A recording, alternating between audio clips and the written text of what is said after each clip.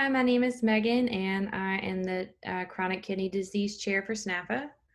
And my name is Christy, and I'm the Power to End Stroke Chair. And today we're just going to talk with you about some general information about stroke and chronic kidney disease. And first, we're going to start off with Power to End Stroke. So there are different kinds of stroke. So what is a stroke? A stroke is a blood vessel that carries oxygen and nutrients to the brain, and when that is blocked or it bursts, that's what causes a stroke. So this causes part of the brain to be unable to get blood and oxygen, and brain cells end up dying. So if a blood clot forms, that is a ischemic stroke. A hemorrhagic stroke is when a blood vessel ruptures. And there's also a transient ischemic attack, which is a TIA, and it's caused by a temporary clot. And every 40 seconds, someone is going to be suffering from a stroke, and every 3 to 4 minutes someone dies from a stroke. But 80% of strokes can be prevented by making healthy choices, and we'll talk about those risk factors later. So the symptoms of a stroke is important to remember fast. So a drooping face, weakness in the arms, difficulty with speech or slurred speech, and then if you notice those things, it's time to call 911. So there's just another slide to reiterate what Megan just said.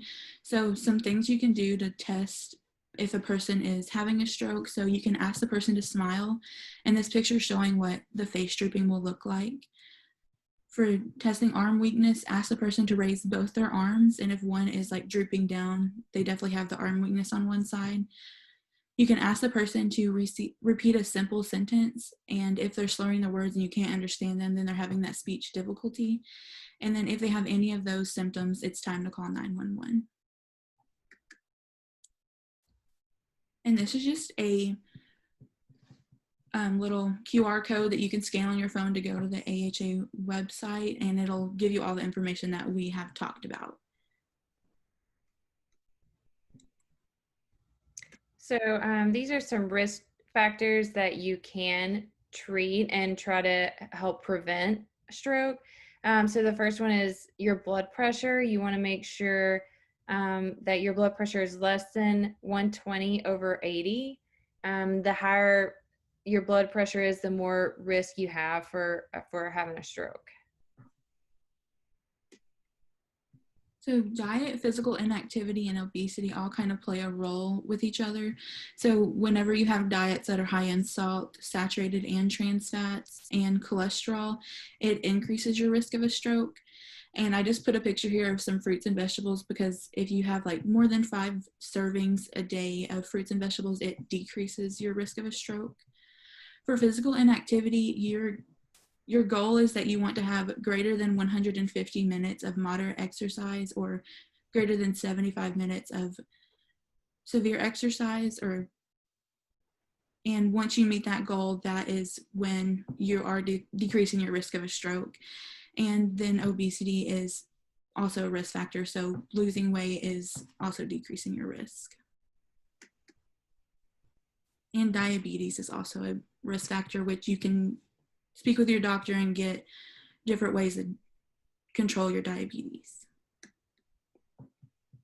So some other risk factors you can treat: high blood cholesterol. This is just large amounts of cholesterol in your blood that can build up and cause clots. So a way to prevent that is eat a diet lower in fat, especially cholesterol. So another risk factor is carotid artery disease. So your carotid arteries are in your neck. So fatty deposits can block those arteries and decrease the blood flow through there, which can lead to a stroke. Peripheral artery disease, and those are in your arms and legs. Those can also lead to stroke as well. If you have AFib, that increases your risk of stroke by 5 times. So then we just have some information about smoking statistics, since smoking is a big risk factor for stroke. So smoking is the leading cause of preventable death, and tobacco causes about 7 million deaths per year, and cigarette smoking is responsible for quite a few deaths per year in the US, and 41,000 of those deaths are from secondhand smoke, and every death occurs 10 years earlier in smokers than non-smokers on average. So that's just one reason why you should consider stopping smoking. So this is just a slide that's talking about what smoking does to your body. So it raises triglycerides, it lowers your good cholesterol, which is HDL, and it makes your blood more likely to clot. It damages the cells that line your blood vessels, and then it increases plaque buildup in your blood vessels. So these are just some things that happen once you quit smoking. So within 20 minutes of stopping smoking, your heart rate and blood pressure both drop. And in 12 hours, your blood carbon monoxide levels drop back to normal.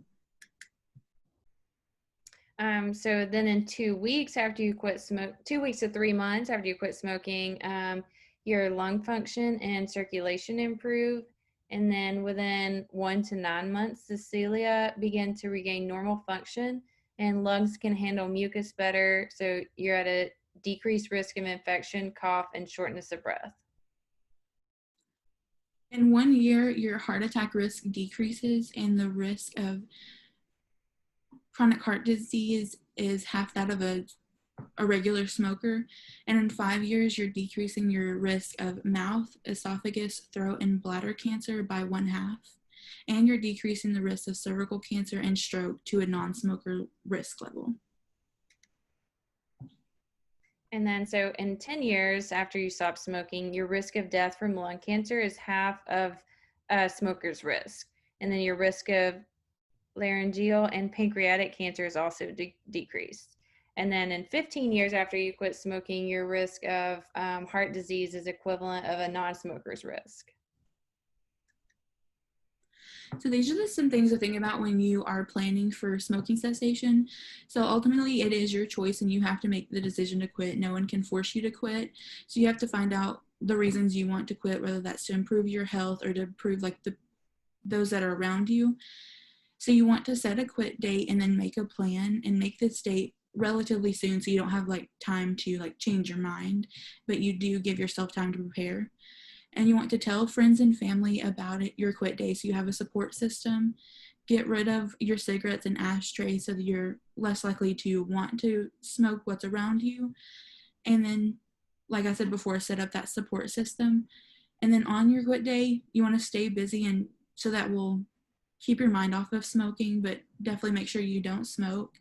You can use nicotine replacements, and they have like patches and gums that will help with that. You can attend smoking cessation classes and avoid stressful situations that urge you to smoke, and drink lots of water and juice. And the 4 Ds for filling an urge to smoke is delay, deep breathing, drink water, and do something else. So you can do any of those and that will help you kind of like curb the appetite for the nicotine. And these are just like some of the power to end stroke references and where we got the pictures from. Okay, so next up, we're going to talk about chronic kidney disease. So what do your kidneys do? Your kidneys remove waste and excess water from your blood. Normal processes in our bodies, including the breakdown of active tissues, foods we've eaten, and other substances, produce waste products that are removed from our blood by our kidneys. So our kidneys also remove the harmful or prevent the harmful buildup of toxic byproducts from foods that we consume, drugs that we take, vitamins, additives, and any excess fluids. And so our kidneys also help to regulate certain minerals in our blood, such as calcium, potassium, and sodium. So what is kidney failure? So kidney failure is when the kidneys lose the ability to carry out the normal functions that Megan just talked about.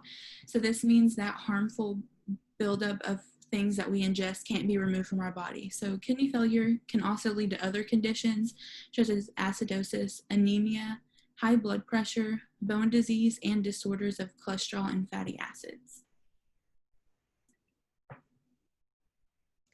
So what is chronic kidney disease? This is the gradual loss of kidney function over time. So it usually happens over months to years, and it's typically permanent. And this chronic kidney disease has 5 stages of increasing severity. Stage 5 is also called end-stage renal disease. In this stage, patients need dialysis or a transplant due to the total or near total loss of their kidney function.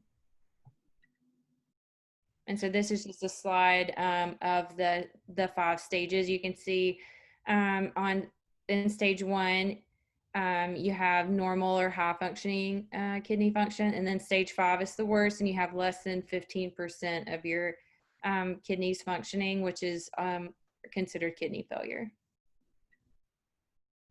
So renal insufficiency.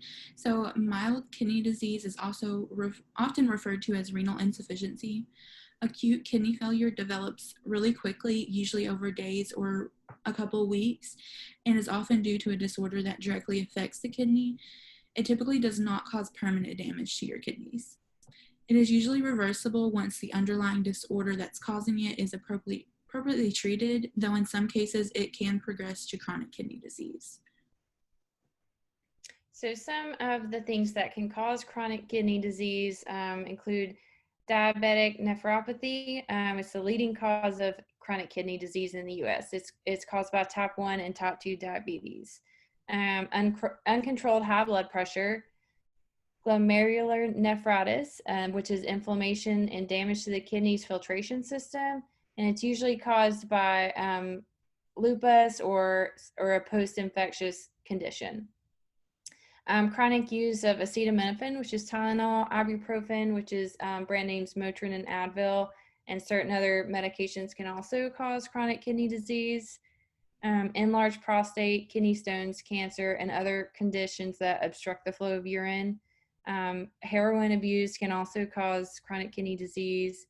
And then atherosclerosis, HIV, sickle cell disease, and chronic kidney infections are other causes of kidney failure.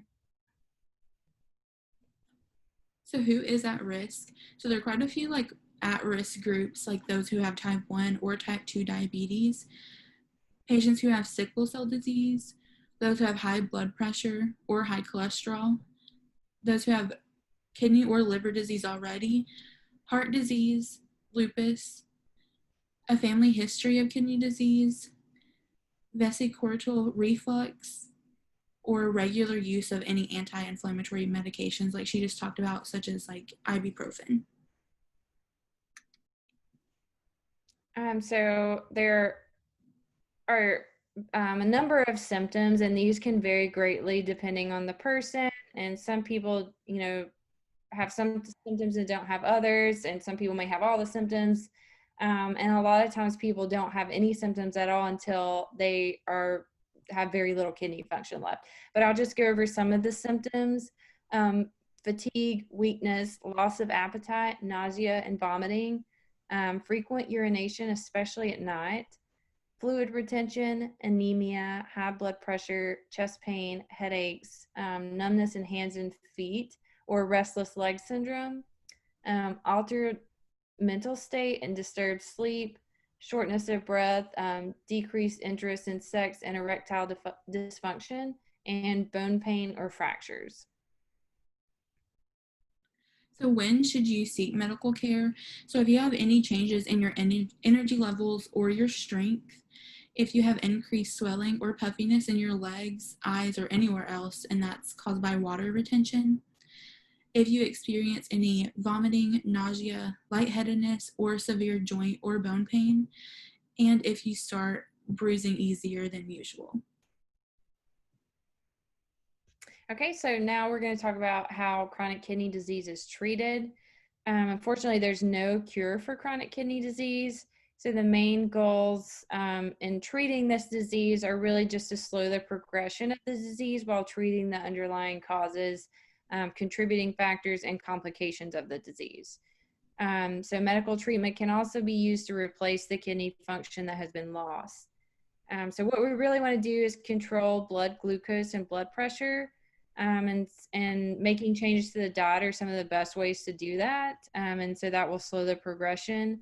And then complications of kidney disease, such as fluid retention, anemia, and bone disease, can be treated with prescription medications. And these are just the resources that were used for the chronic kidney disease section. And that was all the information that we have for you guys. And thank you so much for watching.